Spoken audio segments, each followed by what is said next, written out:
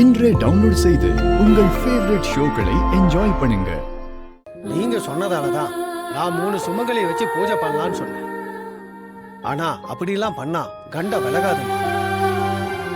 கண்டிப்பா ஐயாவோட பொண்ணு வந்து செஞ்சாதான் இந்த பூஜை பலிக்கும். வேற யாரு பண்ணாலும் அதுக்கான பலன் இருக்காது, பாத்துக்கோங்க.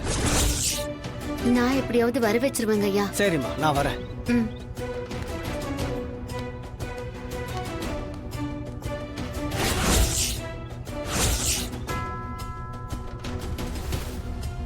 மாயா, என்ன மாயா இது?